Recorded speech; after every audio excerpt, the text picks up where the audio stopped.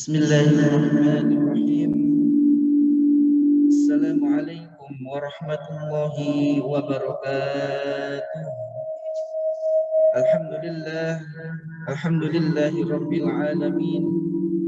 Wa bihi nasta'inu ala umuri dunya.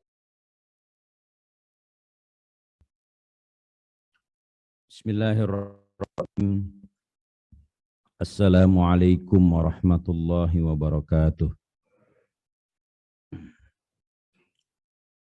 Alhamdulillahilladzi arsala rasulahu bil huda wa dinil haqq liyudhhirahu 'alad dini kullihi wa kafa billahi syahida. Allahumma salli wa sallim wa barik ala sayyidina Muhammad wa ala alihi wa ashabihi wa hum ahlut taqwa wal huda.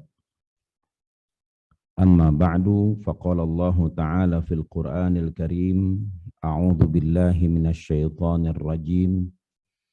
Bismillahirrahmanirrahim. Qul bi fadlillahi wa bi rahmatihi fabidzalika falyafrahu huwa khairum mimma yajma'un.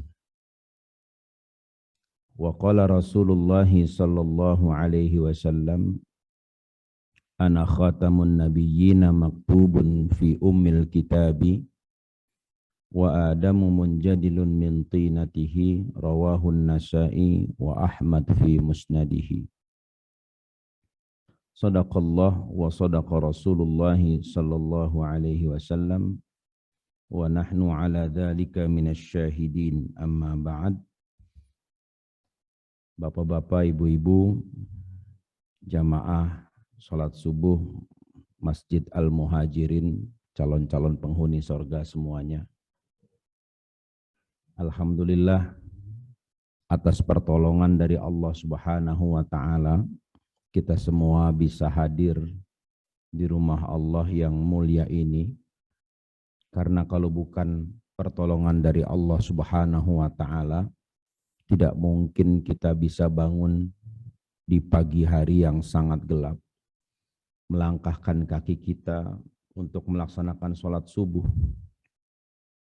Karena sebenarnya banyak umat Islam yang bisa sholat subuh tepat waktu. Sebenarnya banyak yang bisa. Hanya saja mungkin yang tidak bisa itu yang tidak ditolong oleh Allah Subhanahu wa Ta'ala. Maka kita syukuri pertolongan Allah ini, karena Allah mengatakan la in syakartum la azidannakum. Jika kalian bersyukur, pasti aku tambahkan keberkahan nikmat itu kepada kalian.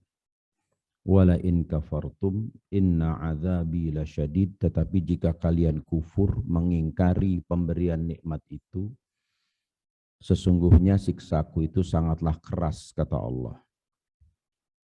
Jadi kalau kita mensyukuri ibadah yang kita lakukan, maka insya Allah Allah akan tambahkan kenikmatan di dalam beribadah.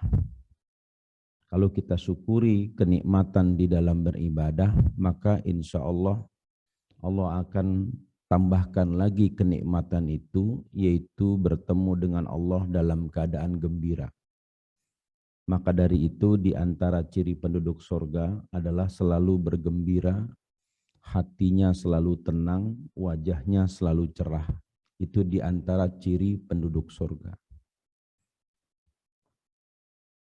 Nah, imam dari penduduk surga itu adalah Nabi kita, Nabi Muhammad Sallallahu Alaihi Wasallam, yang kelahirannya itu diperingati setiap tahun oleh mayoritas umat Islam di dunia, mulai dari Afrika Barat, Asia Selatan, Asia Tenggara, di Eropa, bahkan di Amerika, imigran Muslim dari Arab, dari Suriah, memperingati Maulid Nabi Muhammad Sallallahu Alaihi Wasallam, meskipun tidak dilakukan pada tanggal 12 Rabiul Awal. Jadi memperingati Maulid itu tidak seperti merayakan hari raya, karena hari raya itu tidak boleh dirayakan di luar tanggal yang sudah ditentukan. Kita tidak boleh Idul Fitri di tanggal 12 Rabiul Awal. Kita tidak boleh melaksanakan Idul Adha di luar tanggal 10 Zulhijjah. Tapi memperingati Maulid Nabi boleh dirayakan, boleh diadakan di luar tanggal 12 Rabiul Awal. Apalagi hari ini adalah Sabtu terakhir di bulan Rabiul Awal. Bahkan orang-orang Betawi zaman dulu memperingati Maulid itu hampir setiap bulan. Orang Betawi setiap bikin acara pasti ada pembacaan riwayat Maulid. Maka buat orang Betawi, every day is Maulid. Setiap hari adalah Maulid. Kita memperingati Maulid Nabi SAW itu untuk mengenang semua ajaran dan perjuangan yang beliau telah lakukan. Karena sosok Nabi Muhammad SAW tidak bisa dilepaskan dari sikap kita beragama. Kita sholat pasti menyebut nama Nabi Muhammad SAW. Kalau kita tidak sebut nama Nabi, maka tidak sah sholatnya.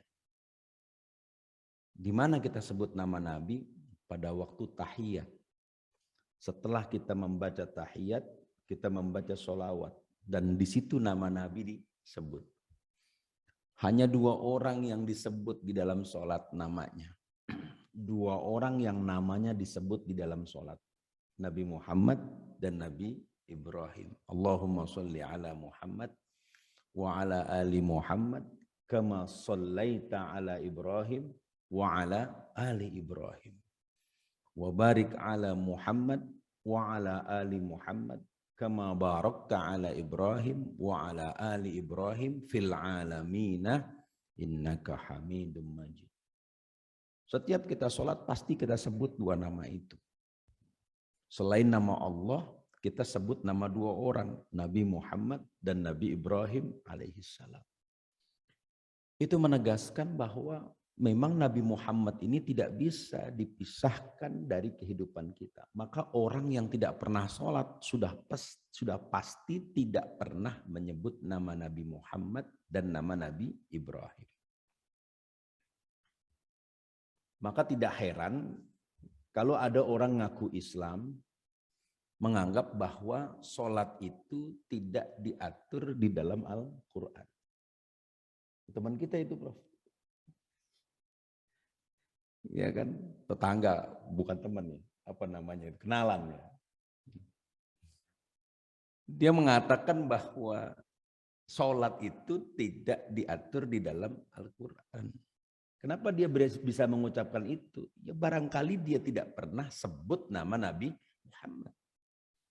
Kita dari subuh sampai ketemu subuh kita sebut nama Nabi Muhammad Sallallahu Alaihi Wasallam, sehingga tidak dikatakan beriman kepada Allah orang yang tidak beriman kepada Nabi Muhammad Sallallahu Alaihi Wasallam. Karena sekarang ini ada orang Islam yang tidak suka dengan Nabi Muhammad. Dia lebih suka dengan tokoh-tokoh besar lain.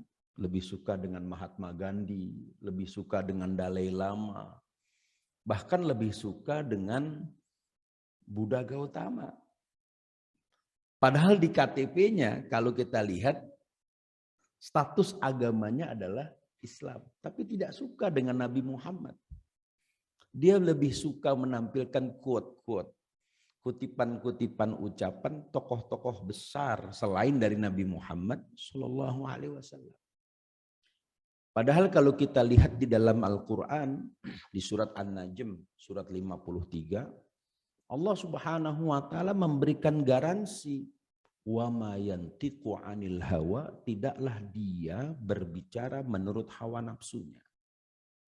In huwa illa wahyu yuha. Tetapi yang dia sampaikan merupakan wahyu yang diberikan kepadanya. Jadi nggak mungkin Nabi Muhammad itu bohong. Dan tidak mungkin ucapan Nabi Muhammad SAW itu tidak ada manfaat. Pasti ada manfaatnya. Misal beliau mengatakan, Da'ma yuribuk ila ma la yuribuk. Kata Nabi, tinggalkan semua yang meragukan kepada yang tidak meragukan. Ucapan itu pasti benar. Kenapa? Karena sesuatu yang meragukan itu pasti mengarahkan orang kepada kesalahan. Maka kajian hadis itu penting. Supaya ucapan-ucapan Nabi Shallallahu Alaihi Wasallam itu terinternalisasi, mendarah daging dengan perilaku kita. Sehingga sunnah itu ada yang namanya sunnah qauliyah dan sunnah fi'liyah. Ada sunnah berupa ucapan dan ada sunnah berupa tindakan. Nah, sunnah yang berupa tindakan inilah yang bisa mendatangkan keberkahan.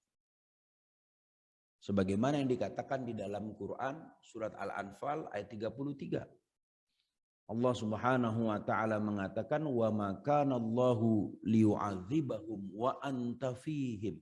Tidak mungkin Allah menghukum mereka selama kamu ada di tengah-tengah mereka.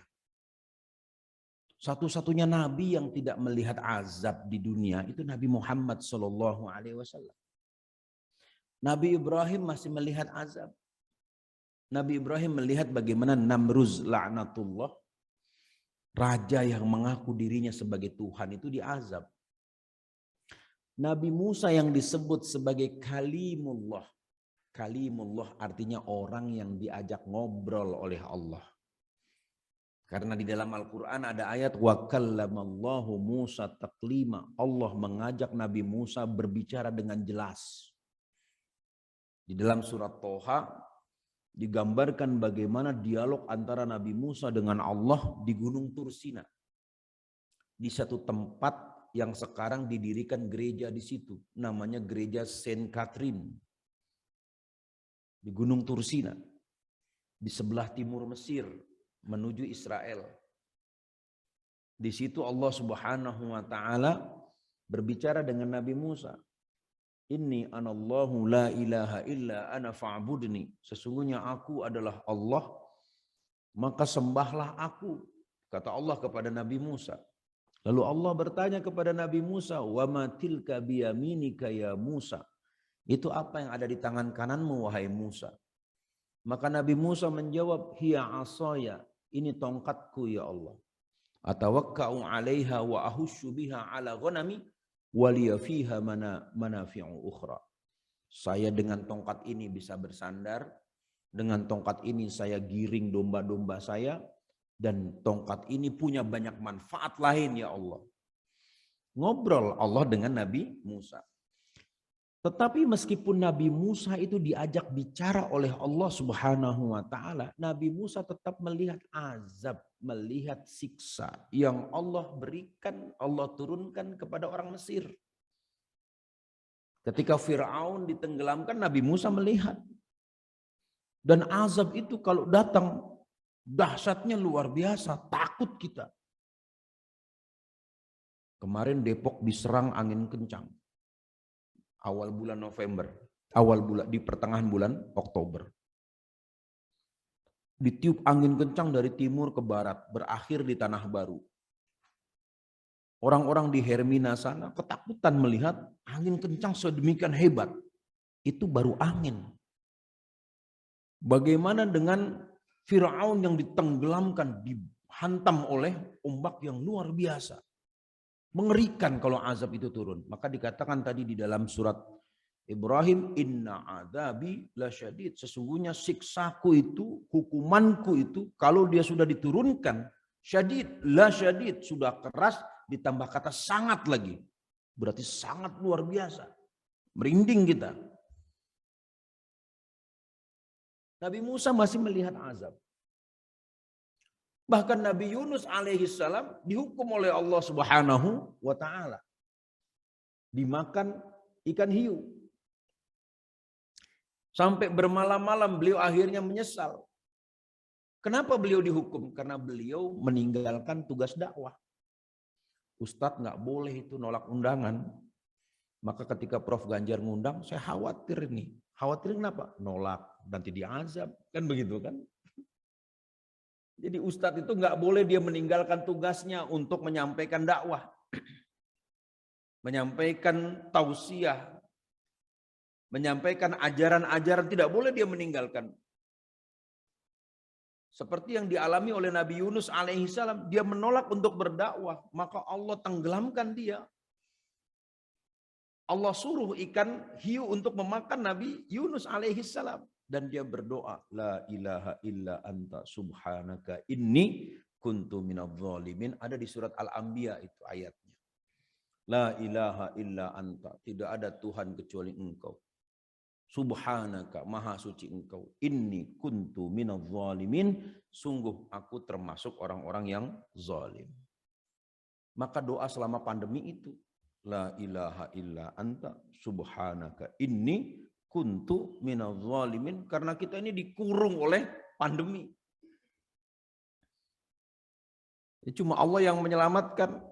Ya kalau sudah doa kena juga dan meninggal, insya Allah meninggal dalam keadaan husnul khotimah. Kalau sehat berarti memang ada pertolongan Allah. Begitu saja sudah. Vaksin ikhtiar. Jaga jarak ikhtiar. Pakai masker ikhtiar. Masih kena juga. Ya berarti memang Allah ingin kita kena. Maka ada satu potongan kalimat di dalam Ratibul Haddad. Bunyi kalimat itu, Bismillahi masyaallah wal khairu wasyarru bimasyiatillah. Bismillahi dengan nama Allah, Masya Allah, semua terjadi karena kehendak Allah. Wal khairu wasyarru bimasyiatillah. Kebaikan dan keburukan itu terjadi karena kehendak Allah.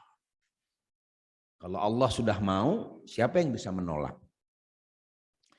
Jadi Nabi Musa melihat azab. Nabi Isa pun melihat azab.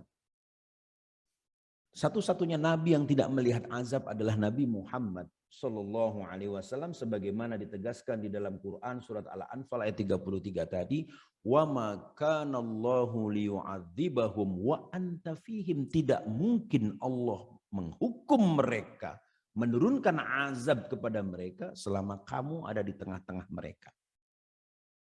Jadi ayat itu turun, bisa kita baca ayat sebelumnya, ayat 32.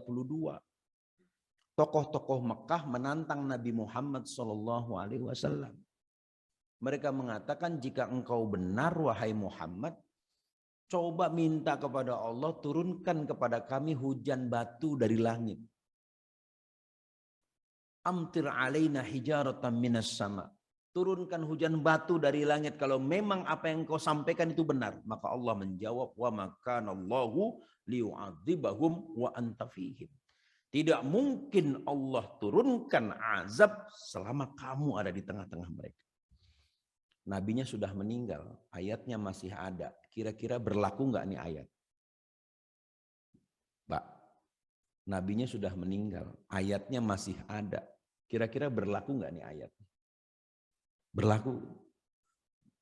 Berlaku ya ayatnya ya. Ayatnya masih ada. Artinya semua yang ada kaitannya dengan Nabi Muhammad SAW itu menjadi sabab keselamatan.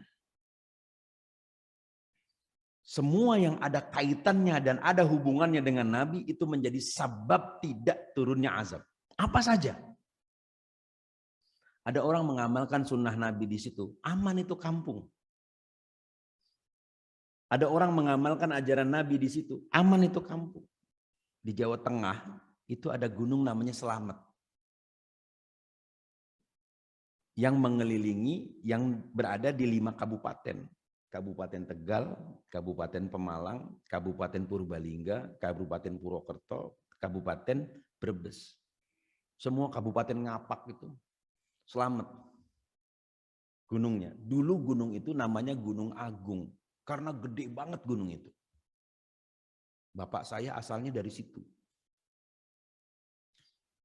Nah, dulu pada tahun 1200 gunung itu pernah meletus. Pada tahun 1400-an kurang lebih, gunung itu pernah meletus. Menghancurkan satu kerajaan yang ada di Purbalingga. Hancur kerajaan itu terkena letusan gunung.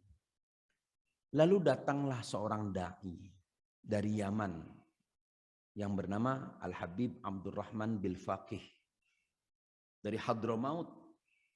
Beliau singgah di satu kawasan di Kabupaten Tegal yang sekarang kawasan itu bernama Yomani atau Yamansari. Karena dulunya di tempat itu ada seorang ulama dari Yaman, namanya Abdurrahman bin Faqih al-Yamani. Karena orang Jawa nggak lempeng kalau ngucapin istilah Arab, Yamani jadi Yomani. Atau disebut Yaman Sari. Tinggal di situ, tapi beliau dakwah sampai ke kawasan gunung. Ketika beliau dakwah di kawasan Gunung Slamet itu, di Gunung Agung itu, Gunung Agung masih situasinya batuk-batuk. Warga khawatir ini gunung akan meletus lagi. Kalau orang Purbalingga punya kebiasaan, setiap kali Gunung Slamet itu mau meletus, mereka itu pasti makan daun paya. Gunung paya priben dipangani kan gitu kan. Itu dalam bahasa Jerman begitu. Gunung payane kok dipangani kan gitu kan. Ben gunungnya orang meleduk katanya kan gitu. Supaya gunungnya nggak meletus. Jadi apa hubungannya antara makan daun papaya dengan gunung meletus? Ben gunungnya orang meleduk. Dipangani kon. Bocah cilik saiki mangane McD, mangane KFC kan gitu kan. Orang paham gunung arep meleduk apa kan begitu. Kalau pakai bahasa Jerman begitu. Makanya kalau bisa bahasa begini, kalau ke warteg pasti murah, Pak. Nah, pasti murah itu kalau datang ke warteg itu. Tapi beda kalau ke warungnya Pak Buhari itu kan orang Aceh itu kan enggak begitu, kan begitu. Malah ditanya Puhaba kan gitu. Abaget.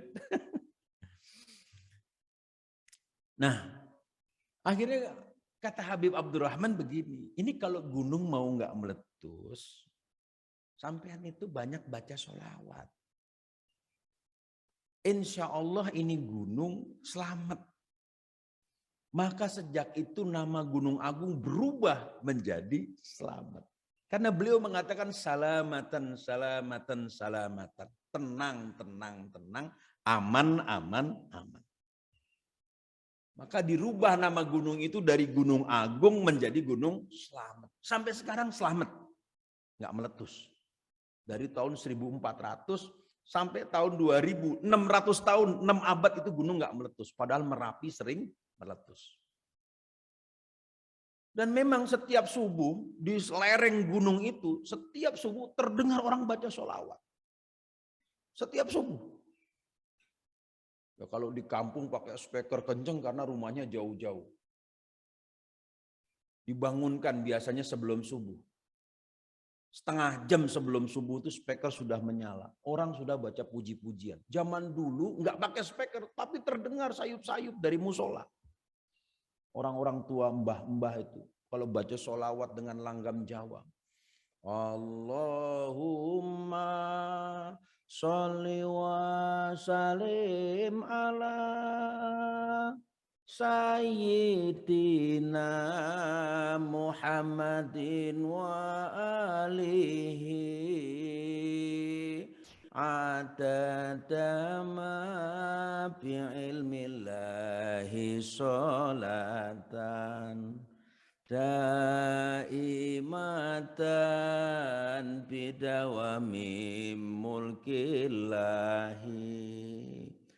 Monggo para sederek sedanten kita jemput rahmat saking Gusti Allah. Begitu. Kadang-kadang itu kerasa betul menjelang subuh itu kalau dengar begitu. Ya Allah, indah banget itu.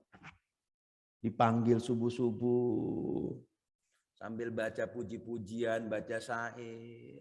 Tombo ati iku ono 5 perkara. Kaping sisan maca Quran lan maknane. Yang pertama itu adalah baca Quran sambil memahami maknanya. Kaping pindo. Yang kedua, wong kang salat kumpul ono, kumpul bersama orang yang salat alias salat berjamaah. Kaping telu, weteng kudu ingkang luwe. Yang ketiga itu adalah perut harus selalu dalam keadaan kosong alias puasa. Masya Allah. Jadi orang zaman dulu itu sudah mengamalkan itu salah satu sunnah fi'liyah. Sunnah dari perbuatan. Sehingga betul karena gunung itu tiap subuh terdengar orang membaca sholawat. Dan bacaan itu bisa menembus hutan-hutan gunung itu. Sampai sekarang selamat. Asal jangan ada rumah ibadah yang lain aja di situ. Kalau ada rumah ibadah yang lain, wow. Kata orang-orang tua zaman dulu, wis pokoknya nyong wis ora paham. Ya kan gunungnya meleduk nyong ora tanggung jawab. Kenapa? Karena dari zaman dulu gunung itu selalu aman 600 tahun dibacakan sholawat oleh penduduk setempat.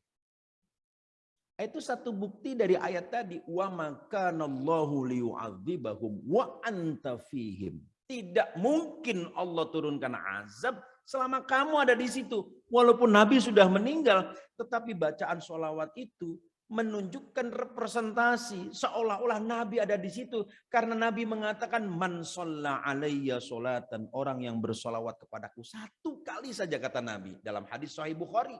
Sallallahu alaihi asyran, Allah bersolawat buat orang itu 10 kali.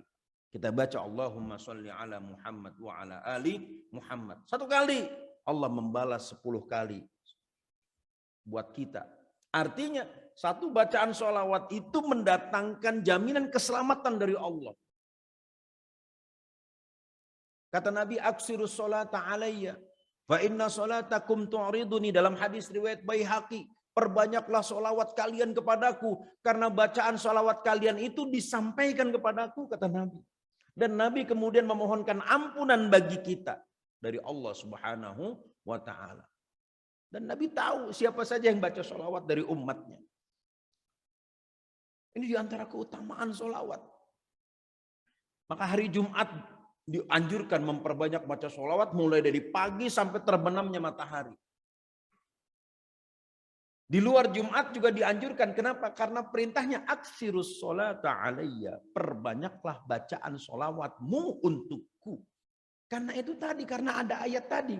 Wa ma kanallahu liyu'adzibahum wa anta fihim. Tidak mungkin Allah menghukum mereka sedangkan kamu ada di tengah mereka.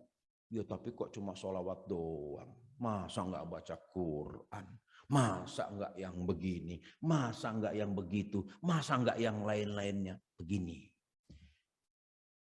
Di dalam agama, satu kebaikan itu kalau dilakukan, dia akan menjalar, akan membangkitkan kebaikan yang lain. Di dalam agama. Kalau kita lakukan satu kebaikan, maka pasti kita akan terdorong untuk melakukan kebaikan yang lain. Karena itu Nabi perintahkan untuk istiqomah dalam satu kebaikan. Karena dari satu kebaikan itu akan memancing kebaikan yang lain. Kalau orang itu awalnya dia suka baca sholawat, maka dia akan tergerak untuk melakukan amalan-amalan di luar sholawat. Jadi jangan pernah kita pertanyakan atau jangan pernah kita hujat orang itu yang cuma melakukan satu kebaikan. Kenapa? Karena bisa jadi itu pintu bagi orang tersebut untuk melakukan banyak kebaikan. Cuma sholawat doang, ya nanti setelah itu dia akan terpancing untuk melakukan yang lain.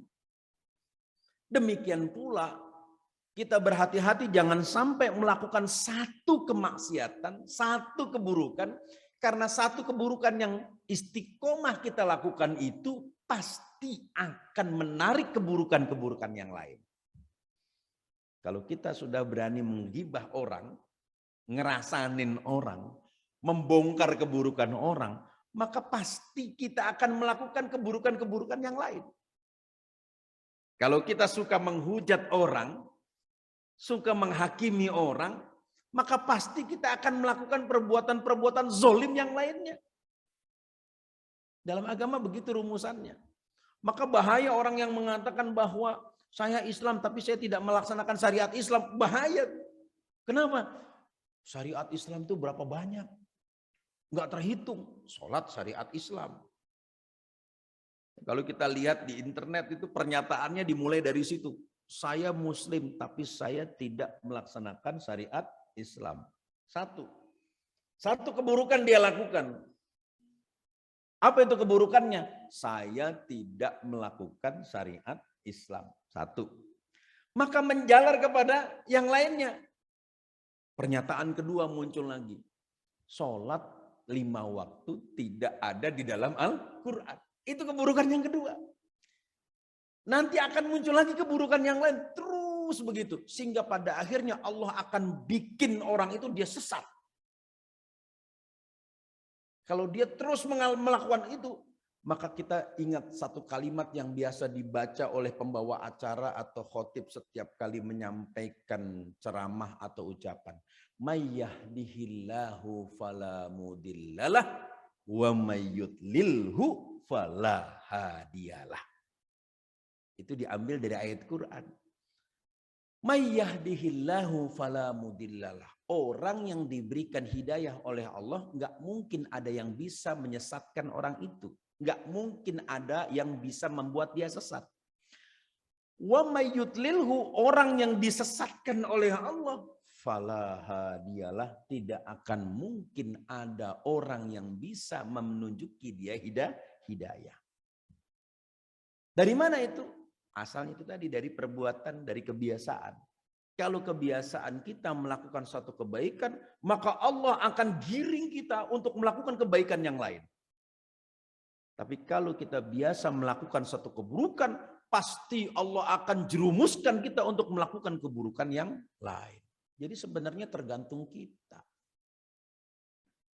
Kecuali memang hamba yang dikehendaki oleh Allah Subhanahu wa Ta'ala. Tergantung kita. Maka doakan yang baik-baik, Bu. Kalau punya anak, anaknya nakal itu, jangan diumpat. Jangan dimaki, jangan dihujat. Tapi didoakan. Ya kan?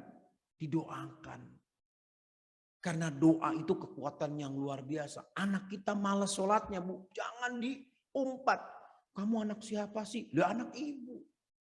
Kok anak siapa sih? Kamu malas sholat. Loh, kok ibu nanya anak siapa? Ya anak ibu lah. Ya kan? Kenapa bisa males? Mungkin ada rezeki haram yang dikasih kepada anak itu. Sehingga anak itu lebih suka tidak ibadah dibandingkan ibadah. Maka kita doa. Ya Allah, maafin saya ya Allah. Kalau saya pernah salah. Saya salah kasih makan. Saya salah kasih uang. Saya salah didik. Saya mohon dimaafkan. Hati milik Engkau ya Allah.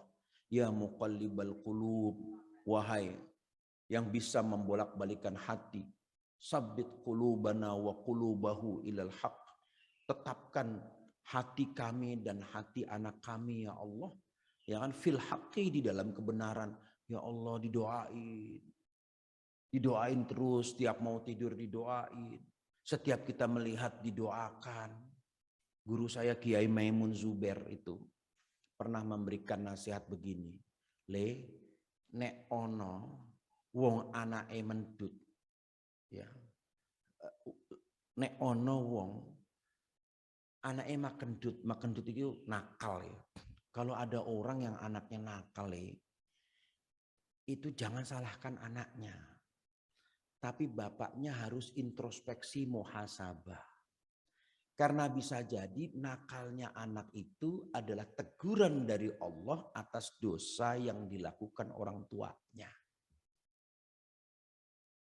Ya, jadi kita nggak boleh juga merasa benar sendiri. Nggak boleh merasa bersih, nggak pernah berbuat dosa di hadapan anak. Maka coba bapaknya introspeksi terus, perbanyak kata nodungo. Perbanyak doa.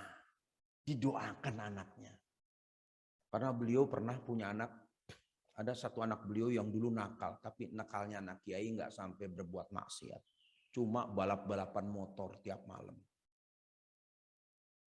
Namanya Gus Gofur, sekarang sudah doktor ilmu tafsir, jadi ulama juga. Itu tiap hari cuma ditanya, sokongan dile, anubah biasa, habis ngebutan.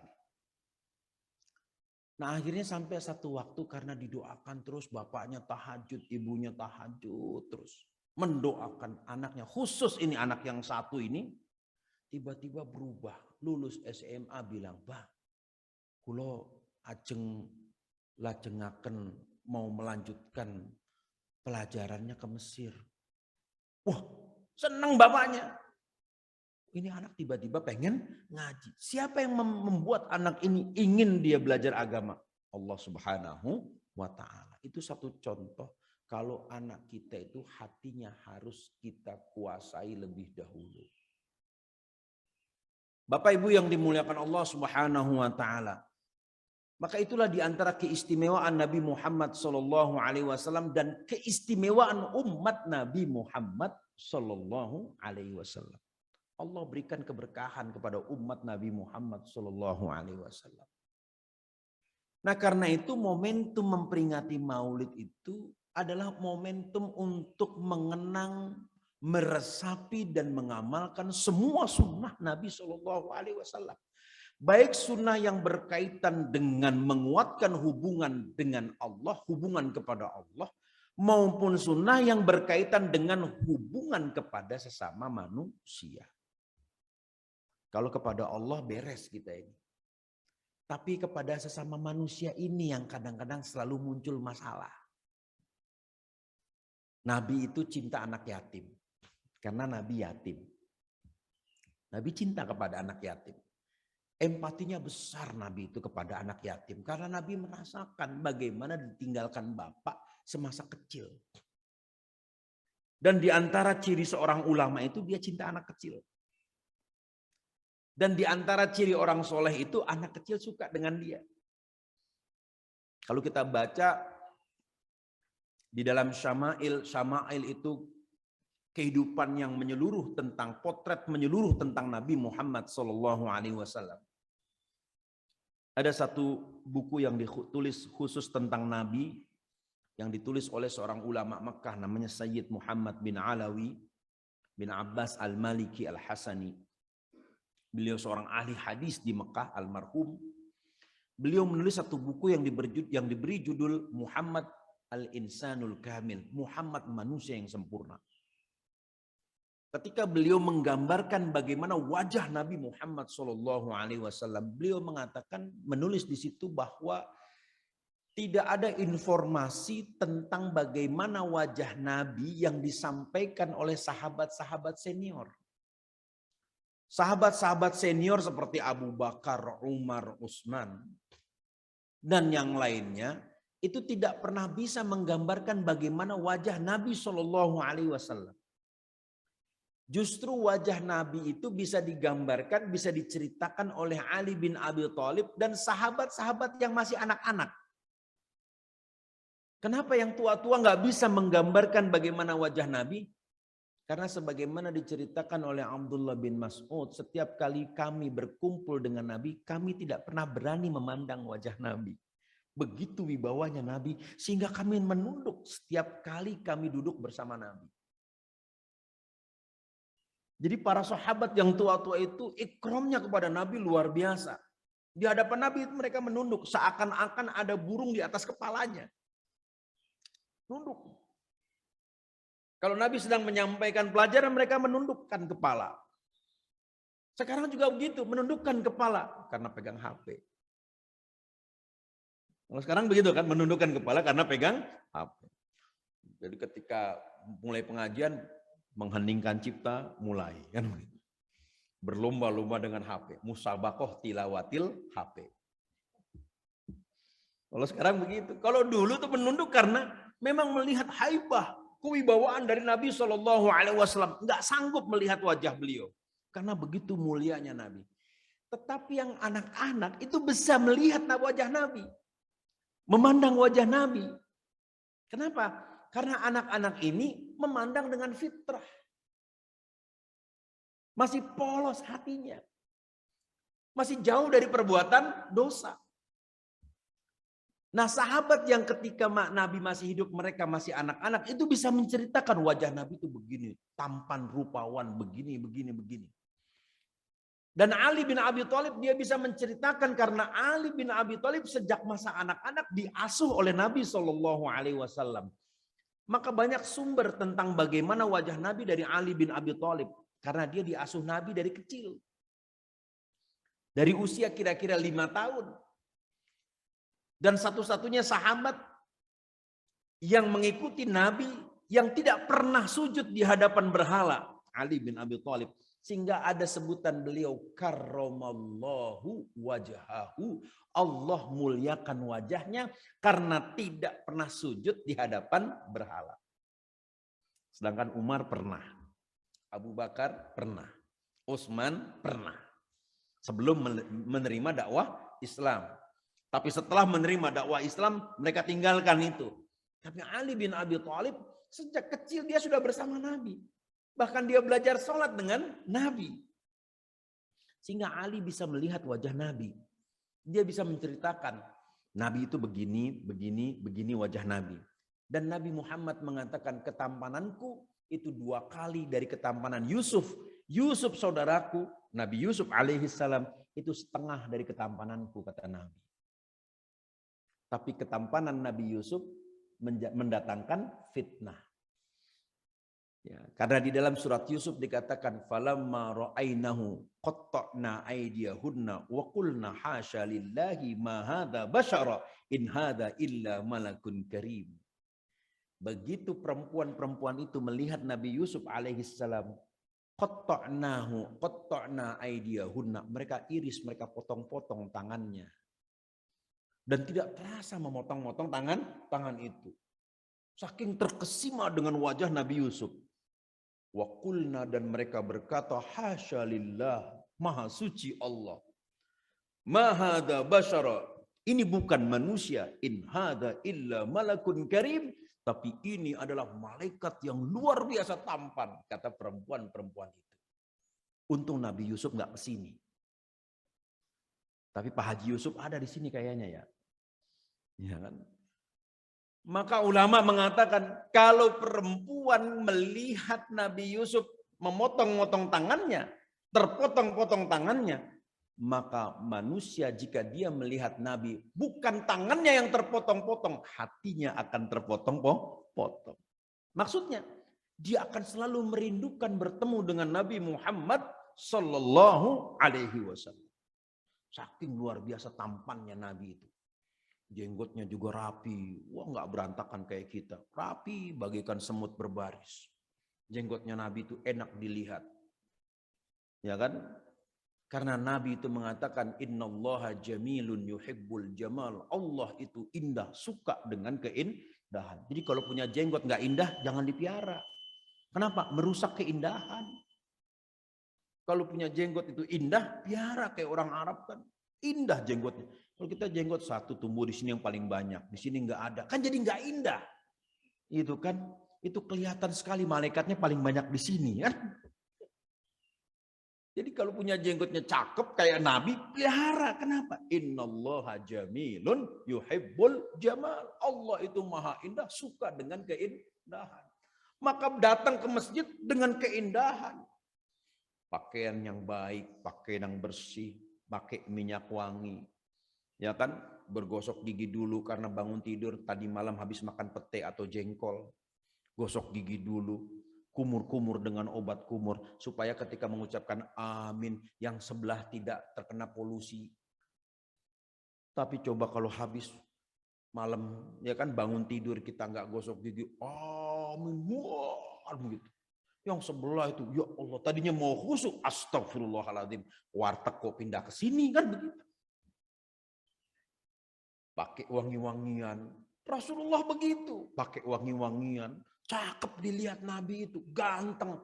Maka ada seorang ulama fikih, pendiri mazhab fikih namanya Imam Malik. Setiap kali dia pergi itu selalu dia pakai pakaian yang terbaik. Pakai jubah yang baik.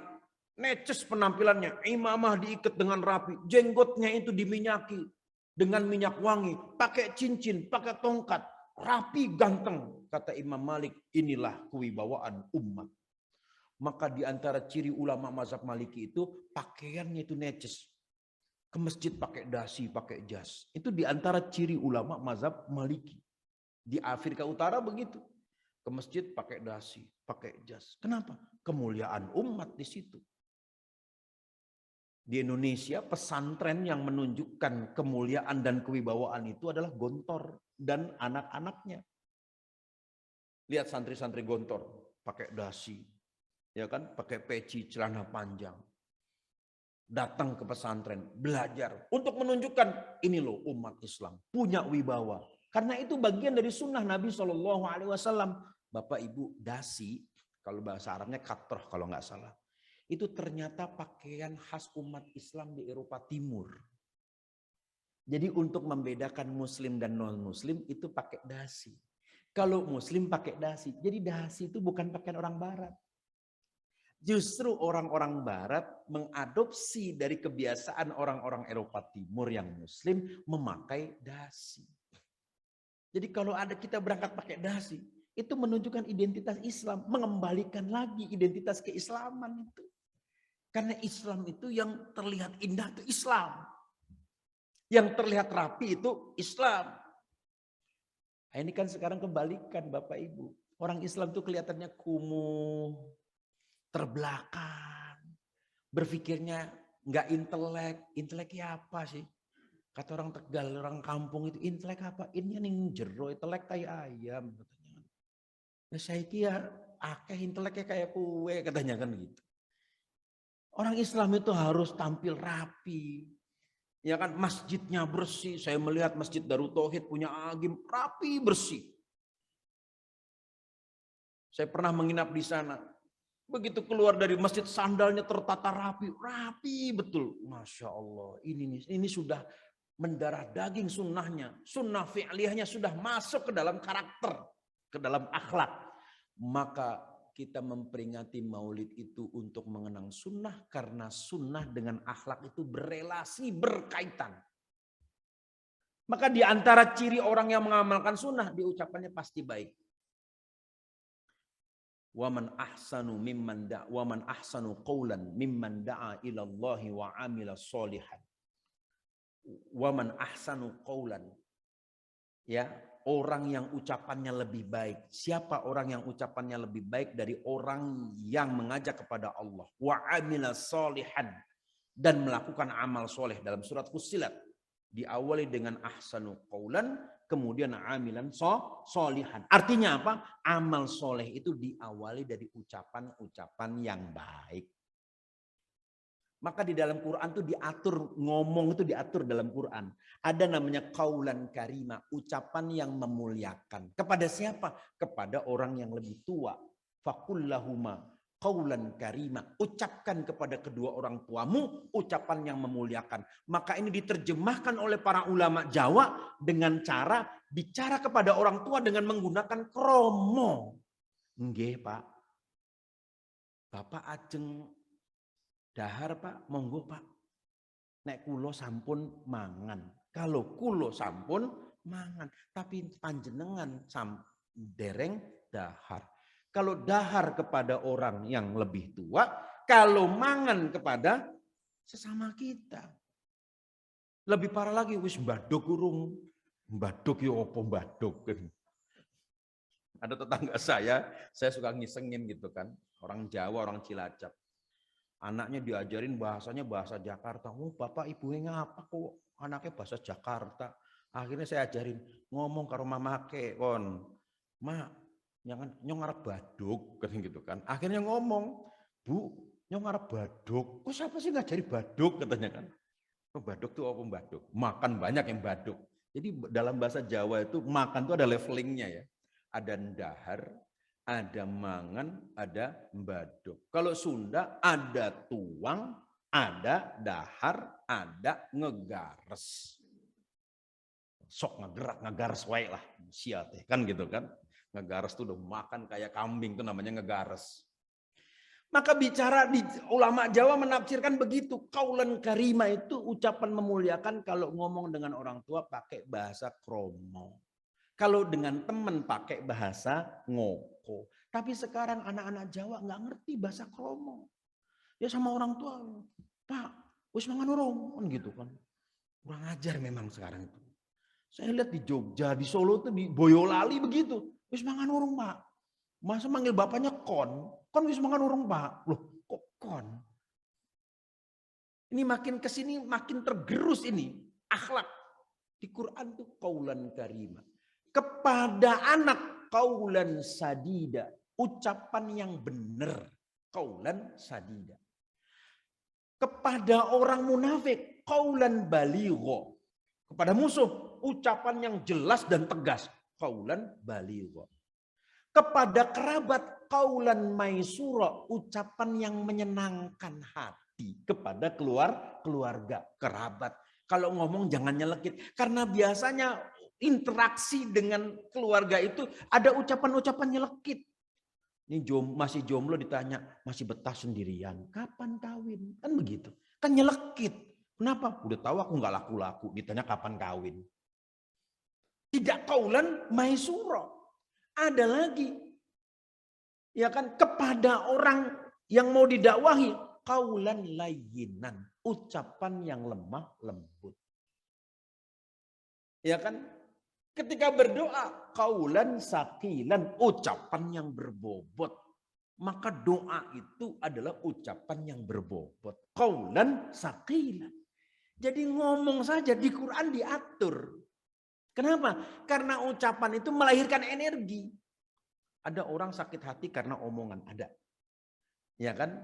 Sakit hati karena omongan itu lebih awet daripada sakit hati karena pukulan. Orang sekali dipukul, dia mungkin bisa memaafkan.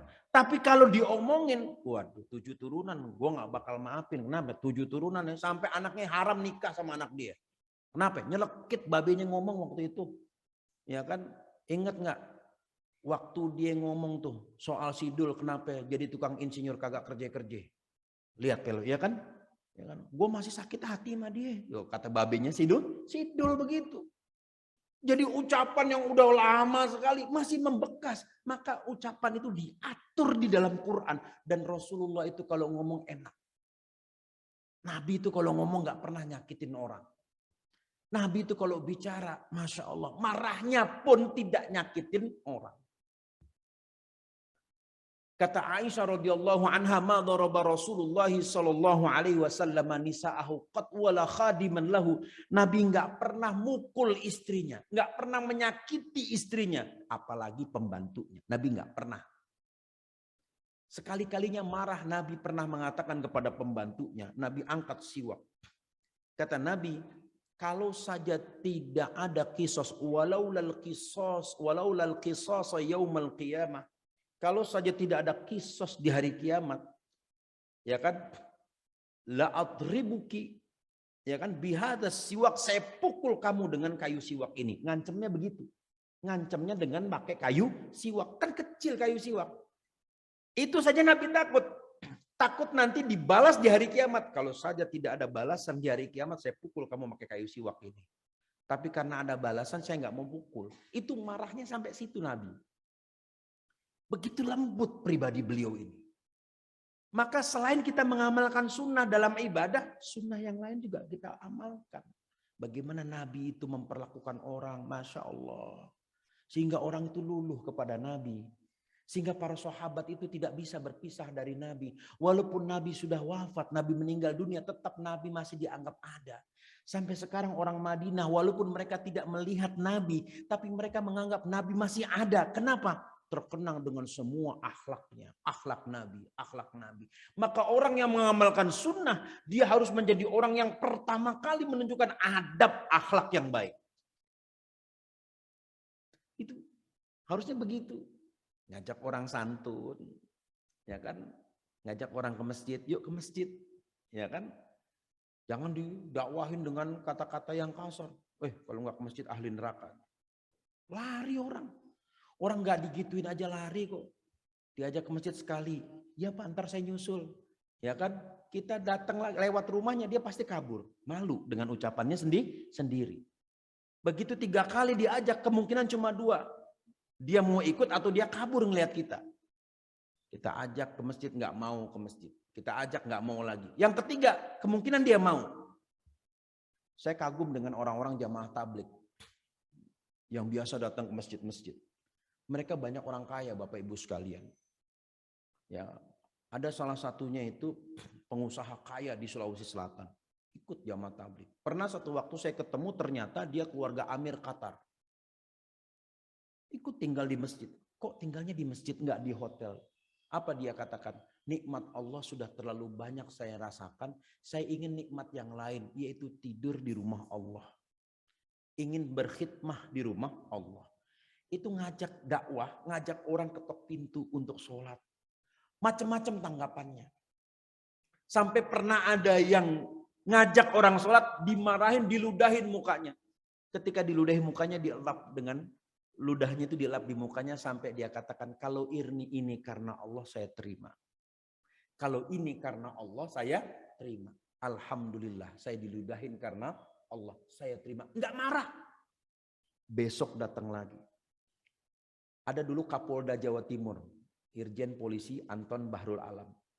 Dia ikut jamaah tabligh. Datang ke Surabaya, ngajak sholat orang yang sedang nongkrong di warung kopi.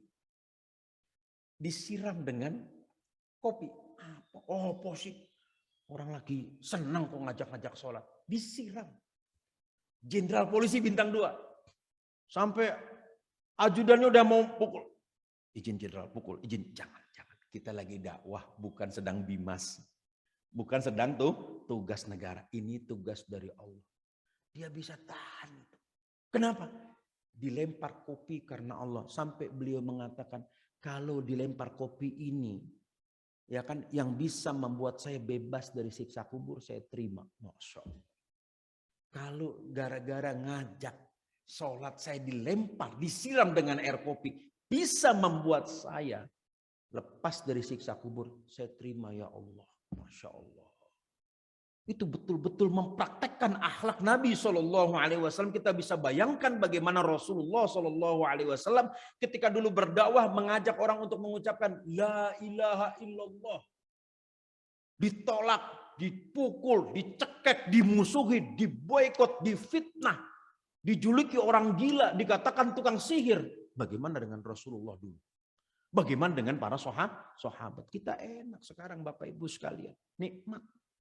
Kita yang merasakan nikmatnya beragama sekarang. Maka kita tinggal resapi saja bagaimana dulu dakwahnya Rasulullah SAW dan itu diterima karena akhlak. Dan Islam masuk di Pulau Jawa, 30 tahun bisa mengubah Pulau Jawa menjadi Muslim, itu juga karena akhlak. Kalau dulu tahun 950 keluarga Fatimah binti Maimun datang ke Gresik. Dakwah. Tapi caranya keras kayak orang Arab. Wah, nggak mau diceramahin. Orang Jawa nggak bisa kayak gitu. Wah, nggak kena iki. Kenapa? Orang Jawa itu seperti hurufnya. Hono coroko, doto sowolo, mangan ra entek, jejeli boto. Kan itu. Orang Jawa seperti hurufnya. Hurufnya itu kalau dipangku pasti mati. Maka orang Jawa tuh harus dipangku. Begitu dipangku, lemes kelepak-kelepak orang Jawa. Dan itulah kenapa Sunan Ngampel Raden Rahmatullah itu menyampaikan dakwah dengan akhlaknya orang Jawa. Diikutin gayanya orang Jawa itu. Maka Sunan Kalijogo mengatakan lungguh no jawone lakon ono syariate. Sengaja dibelakangkan kata syariat untuk menunjukkan Islam gak akan merubah sampean itu. Tidak akan membuat sampean itu keluar sebagai orang Jawa. Tapi lakon ono syariat. Syariat harus dijalankan. Meskipun sampean menjalankan identitas sebagai orang Jawa. Dan Islam itu punya saham besar dalam pengembangan budaya Jawa. Saya baru tahu kalau Pupuh Wedatama yang ditulis oleh Mangkunegara dulu waktu SD. Saya kira Wedatama itu adalah ajaran-ajaran Weda. Ternyata begitu saya baca, Pupuh Wedatama itu adalah intisari dari kitab Ihya Ulumiddin. Mangkunegara itu ketika menulis Wedatama itu, dia habis ngaji Ihya Ulumuddin kepada seorang ulama. Maka kemudian ditranslate kembali ke dalam bahasa Jawa. Pangeran Diponegoro sebelum perang dia hatamkan dulu kitab fikih Imam Syafi'i. Orang Jogja nyebutnya kitab Topah. Topah itu rupanya diambil dari satu judul kitab dalam bahasa Arab namanya Tuhfatut Thalibin. hadiah untuk para pelajar. Hatam Sahih Bukhari, hatam Sahih Muslim, hatam 6 kitab hadis, baru Pangeran Diponegoro perang melawan Belanda. Artinya apa? Sampai segitunya dulu orang Jawa ketika mempertahankan harga dirinya di hadapan penjajah Belanda, mereka mendekati Islam dulu. Belajar Islam dulu. Ini sumber barokah. Maka Sunan Kalijaga memperkenalkan 2 kalimat syahadat bukan sebagai rukun Islam kepada orang Jawa. Apa yang diperkenalkan? Niki jamus kalimosodo. Ini jimat 2 kalimat syahadat. Karena orang Jawa itu percaya dengan jimat. Iki jimat sing pancen. Oke, pancen hebat ini loh. Asyhadu alla ilaha illallah wa asyhadu anna Muhammadan Rasulullah. Baru di situ orang Jawa mikir, oh, sampean duwe jimat ora? Jimat apa? Jimat kalimosodo. Asyhadu alla ilaha illallah wa asyhadu anna Muhammadar Rasulullah. Akhlak pendekatannya 30 tahun. Dan ini yang kemudian ditiru oleh gerakan misi Katolik pada tahun 80-an. Begitu mereka pelajari bagaimana dakwah Wali Songo di Pulau Jawa bisa mengubah pulau ini 30 tahun menjadi muslim. Mereka ikuti itu. Maka ada kajian wayang di gereja-gereja Katolik. Ada kajian tentang bahasa Jawa. Nah sekarang orang Jawanya nggak mau mengkaji lagi. Ya kan? Nilai-nilai yang dulu diperkenalkan oleh penyebar Islam di sini. Nah inilah yang menjadi perhatian kita. Semoga Allah Subhanahu wa ta'ala senantiasa membimbing kita. Allah Subhanahu wa ta'ala menyelamatkan iman Islam kita. Allah Subhanahu wa ta'ala menjadikan rizki yang kita dapatkan sebagai rizki yang berkah. Semoga Allah jadikan anak-anak kita sebagai anak-anak yang soleh dan solehah. Semoga Allah Subhanahu wa ta'ala menjadikan usaha yang kita lakukan sebagai usaha yang diridhoi oleh Allah Subhanahu wa ta'ala. Saya kira demikian yang bisa disampaikan pada kesempatan pagi hari ini. Tidak bisa saya lanjutkan lagi, makin panjang yang saya sampaikan, panjang pula pertanggungjawaban di yaumul qiyamah nanti. Baik, saya kira mungkin sampai di sini ada yang mau disampaikan, Bapak Ibu sekalian, ada yang mau ditanya, silakan Pak.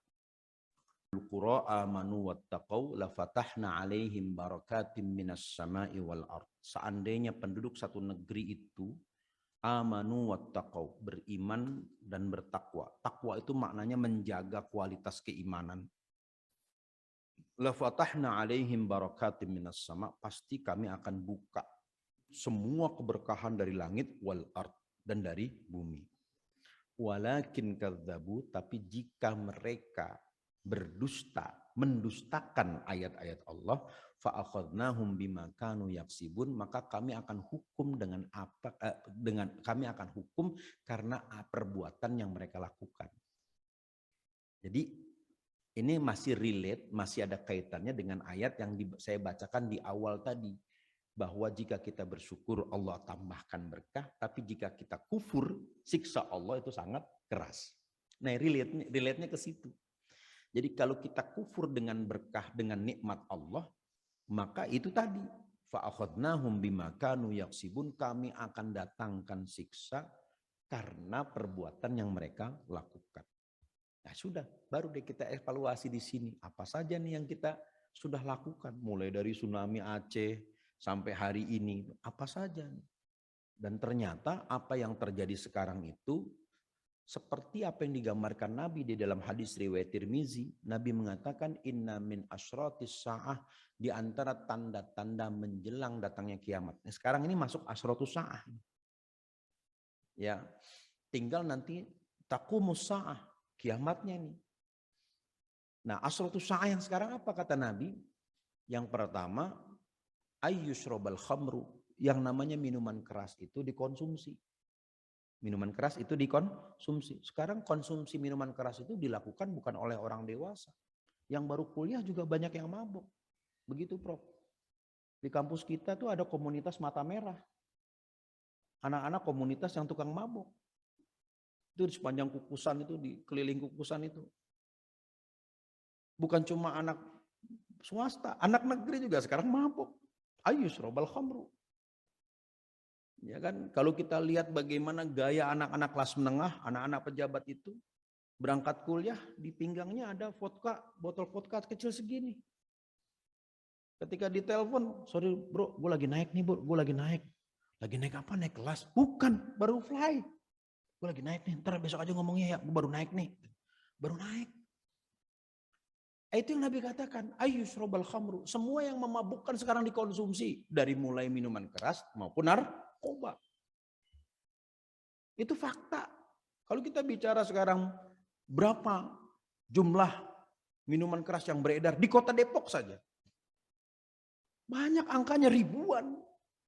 Bahkan kemarin dilakukan penghancuran botol-botol miras di Polres itu ternyata tidak menghentikan peredaran minuman keras. Itu baru miras, bagaimana yang memabukkan. Jadi apa yang dikatakan Nabi benar. Ayyushrabal khamru wa yafsuz zina. Wah, ini yang kedua ngeri ini. Perzinahan merajalela. Muncul rencana undang-undang penghapusan kekerasan seksual, tetapi ini tidak menghentikan praktek perzinahan. Kan ini paradok. Ya kan? Satu sisi kita menolak yang namanya kekerasan seksual, tapi di sisi yang lain perzinahan merajalela dan bahkan dipertontonkan. Ada podcast gitu kan, seorang pezina menyampaikan podcast cerita tentang berapa tarifnya, dengan siapa saja dia tidur, bagaimana trik untuk mendapatkan kepuasan, dan itu sudah dikonsumsi publik. Lewat platform media sosial manapun, apakah YouTube, apakah TikTok, apakah Instagram, kita nggak tahu. Ini yang kita khawatirkan. Jadi kalau kemudian datang bencana, itulah bagian yang dikatakan di dalam Al-Quran. Walakin kadzabu, kalau mereka mendustakan. Mendustakan artinya mereka nggak percaya bahwa akan datang hukuman dari Allah jika kita melanggar aturan Allah. Mendustakan itu. Dalam konteks pengelolaan sumber daya alam, apalagi. Saya lihat di beberapa tempat, misalnya di kampung istri saya di Sulawesi, di Kendari. Tahun 2003 saya pertama datang ke sana. Tahun 2000 saya pertama datang ke sana. Aman, nyaman, enak tempatnya. Tapi tahun 2017 terjadi banjir bandang. Kok bisa dalam kurun waktu 17 tahun banjir demikian hebat sampai memutus aktivitas orang-orang di sana, pemerintahan di sana lumpuh karena banjir bandang. Oh, ternyata ada eksploitasi besar-besaran sumber daya alam untuk tambang nikel. Dan bukan cuma di satu titik, di banyak titik. Orang-orang dari Cina datang, beli tambang 2000 hektar. Dia bayar ke pemerintah daerah, 2000 hektar kawasan dibayar. Hutan lindung, hutan konservasi. Ditebang semua pohonnya. Otomatis kalau sudah ada tambang, dia harus tebang pohon. Dia tidak pikirkan bagaimana limbah itu nanti dibuang. Limbah hasil pengolahan nikel itu. Akhirnya ketika Allah turunkan hujan, kita nggak bisa salahkan hujan. Hujan memang sudah turun dari dulu. Sebelum kita lahir sudah ada hujan. Tapi alam ini dirusak. Banjir besar. Ya kan? Di Jakarta juga seperti itu dan di banyak tempat. Jadi walakin kadzabu fa akhadnahum bima kanu yaksibun. Kalau mereka mendustakan Allah, mendustakan ayat Allah, pasti kami hukum karena perbuatan yang mereka lakukan.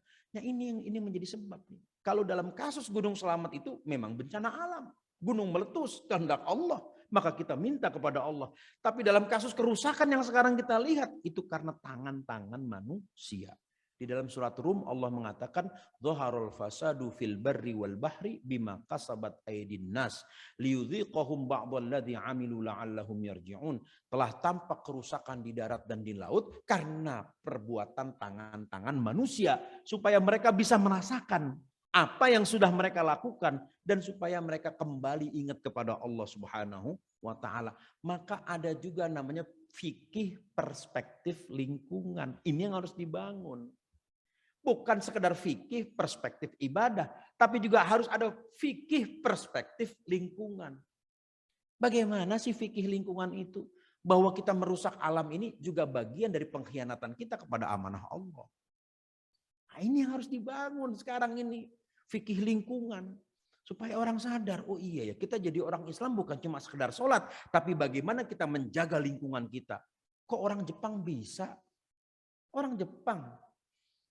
Maka dikatakan Islam tidak ada di Jepang, tapi orang Jepang mengamalkan sebagian nilai-nilai Islam. Wong solokannya aja, gotnya aja bisa buat ikan kok. Coba kalau di sini ada ikan koi, hilang. Di Jepang itu kan ikan koi, kita lihat kan, senang gitu kan, di gotnya ada ikan. Berkeliaran tuh ikan, bersih, bening. Kok bisa? Nah, di sini ada aspek lain yang harus kita perhatikan. Bahwa ternyata ibadah itu juga harus bisa mengkontrol perilaku, mengendalikan perilaku. Terutama perilaku serakah. Jadi keserakahan itu sudah merajalela di negeri ini. Baru ada yang ngaku kemarin, iya saya ikut bisnis PCR juga. Ada yang ngaku. Ya kan, dan semua kita diem-diem aja kan, diem-diem baik, terserah lah, yang penting kita dapat beras, dapat bansos. Nggak boleh dikritik. Oh gimana nggak boleh dikritik? Wong udah kaitannya dengan orang banyak, ya dia harus dikritik. Kecuali kalau urusan rumah tangga, kita nggak bisa mengkritik rumah tangga orang. Tapi kalau sudah berkaitan dengan urusan orang banyak, mohon maaf. Itu bukan cuma kepentingan Bapak, tapi ada kepentingan kita, kepentingan sebelah, kepentingan si ini, kepentingan si itu. Nah ini kalau kita perhatikan itu, kenapa azab itu turun tuh begitu. Kalau urusannya udah kayak begini, sholawat itu tidak ampuh untuk menolak datangnya azab. Kenapa? Keserakahan itu luar biasa. Dia mengalahkan semuanya. Kalau orang udah serakah, udah gak pakai akal waras lagi. Kalau sudah serakah. Lihat orang kalau udah rebutan warisan Bapak Ibu. Kalau udah serakah, gak ada dalil. Wow. Saya ngurus masalah waris itu dari tahun 2007 sampai sekarang. Itu ngadepin orang macem-macem. Ada yang begini punya dalil begini, punya dalil begini. Intinya serakah. Dia nggak mau berbagi dengan saudaranya. Intinya begitu. Kalau sudah serakah, wah ayat nggak main. Dia bilang nggak main. Apa tuh ayat Quran? Nggak ada itu, nggak masuk di akal. Ya memang nggak masuk di akal. Kenapa? Karena keserakahan itu punya logikanya sendiri. Punya nalarnya sendiri. Itu keserakahan. Repot. Maka yang dikhawatirkan oleh Nabi dari umatnya itu, bukan umatnya itu menyembah kuburan, bukan umatnya nyembah pohon, kata Nabi. Bukan, kata Nabi. Yang aku takutkan dari kalian itu, kalian serakah, kata Nabi. Kenapa Nabi ngomong begitu? Ada sahabat baru pulang memungut pajak dan harta jizyah. Jizyah itu untuk negara-negara yang ditaklukkan. Bayar pajak, bayar upeti. Orang Madinah miskin-miskin Bapak Ibu sekalian. Bahkan di dalam hadis Sahih Bukhari diceritakan sahabat Nabi itu sholat hanya dengan menggunakan satu sarung diikat di sini di lehernya. Saking nggak punya baju. Jadi kayak kita dulu waktu masih anak-anak tuh kalau sholat itu main diikat di sini. Kayak begitu sahabat dulu sholat karena nggak punya baju. Setelah sholat diturunkan itu sarungnya diikatkan di perut. Mereka telanjang badan. Ketika ada seorang sahabat, Abu Ubaidah kalau tidak salah, baru pulang dari Bahrain, mengambil harta, membawa harta pajak, harta jizyah. Semua orang rebutan minta. Bagian jatah dong, saya veteran perang, jatah dong. Semua menyebutkan jasa, Nabi geleng-geleng kepala. Kata Nabi, mal faqra akhsha alaikum, saya enggak khawatir kalian miskin, kata Nabi. Kenapa? Buktinya sahabat miskin ibadahnya benar. Saya nggak pernah khawatir kalian menjadi miskin. Walakin akhsha an tubsata bikumud dunya kama busitat ala man kana qablakum. Tapi yang aku khawatirkan dari kalian adalah ketika kalian itu mengejar dunia, ketika dunia sudah dihamparkan di hadapan kalian, disitulah fatatanafasuha, kalian akan saling berlomba mengejar kemewahan dunia. Waduh, ngeri. Ngeri banget. Dan itu fitnahnya melanda siapapun. Enggak ustadz, enggak orang awam. Ya ustadz kalau dia udah serakah, pakai dalil. Pakai hadisnya. Kiai kalau udah serakah, pakai dalilnya. Ada dalilnya, tenang aja. Ketemu kok, ketemu. Gitu. Tapi kalau kita tanya hati nurani, kok ya gimana ya? Maka saya punya guru, ada di Banten guru namanya Kiai Mufassir. Masya Allah. Dulu pernah ngajar di UI, ngajar agama tahun 80, cuma 5 tahun setelah itu berhenti. Kiai Mufassir di Banten. Itu kalau kita datang ke beliau, ngasih uang ditolak. Nggak mau. Udah nggak usah ngasih. Ngasih makanan ditolak. Kita bawa makanan, ditolak. Ketika ditanya, kok Kiai nolak pemberian? Bukan apa-apa, saya nggak tahu kamu dapat itu dari mana. Saya cuma mau makan barang yang saya sendiri lihat. Jadi dia mau makan beras dari padi yang dia tanam sendiri. Ya kan, padi yang dia rawat, baru dia mau makan. Tapi kalau pemberian orang dia nggak mau. Kenapa? Saya nggak tahu asalnya dari mana. Kiai Mufasir tuh. Dan kalau datang ke sana nggak boleh foto-foto. Kalau sekarang kan sunnah orang zaman sekarang kan. Sunnah orang zaman sekarang kalau ketemu pasti foto. Maka golongan sekarang disebut golongan selfie soleh. Bukan salafus soleh. Tapi generasi selfie soleh. Kan gitu kan. Foto dulu kalau zaman sekarang. Beliau nggak mau foto-foto. Kenapa? Nggak mau populer. Masya Allah. Warok betul. Hati-hati betul. Takut beliau. Kata beliau, saya datang dari Allah. Lahir saya nggak bawa apa-apa. Maka saya pun pengen mati tidak bawa apa-apa. Termasuk tidak mau membawa dosa. Ya Allah. Orangnya rajin puasa. Saum terus tiap hari. Saum. Dan herannya kalau udah ketemu beliau pasti nangis. Beliau ngomong pelan. Gitu kan, ngasih nasihat pelan. Itu orang yang dengar tuh bisa nangis. Bercucur air mata. Kenapa? Karena kebersihan itu akan melahirkan ketulusan. Kebersihan akan melahirkan ketulusan. Doa yang diterima itu doa yang berasal dari hati yang bersih. Hati yang tulus. Jadi jawabannya kira-kira begitu. Wallahu a'lam bishawab. Ada lagi Bapak? Kalau tidak ada, kita cukupkan pertemuan kita pada pagi hari ini. Mari sama-sama kita ambil barokah pertemuan ini dengan berdoa kepada Allah Subhanahu wa taala. Semoga Allah Subhanahu wa taala senantiasa memberikan manfaat kepada kita.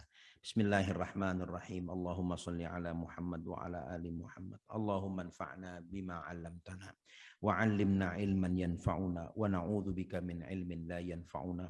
Allahumma hdina bihudak waj'alna mimman yusari'u fi ridhak wa la tuwallina waliyan siwak wa la taj'alna mimman khalafa amraka wa 'asak. Hasbunallah wa ni'mal wakil, ni'mal maula wa ni'man nasir. Rabbana ighfir lana wa liwalidina warhamhum kama rabbawna shighara. Rabbana ja'alna muqimis shalah wa min dhurriyyatina. Rabbana wa taqabbal du'a. Rabbana atina fid dunya hasanah wa fil akhirati hasanah wa qina adzaban nar. Sallallahu ala sayyidina Muhammad wa ala alihi wa sahbihi wasallam. Subhana rabbika rabbil izzati amma yasifun wa salamun alal mursalin walhamdulillahi rabbil alamin. Subhanakallahumma wa bihamdika asyhadu an la ilaha illa anta astaghfiruka wa atubu ilaih. Assalamualaikum warahmatullahi wabarakatuh.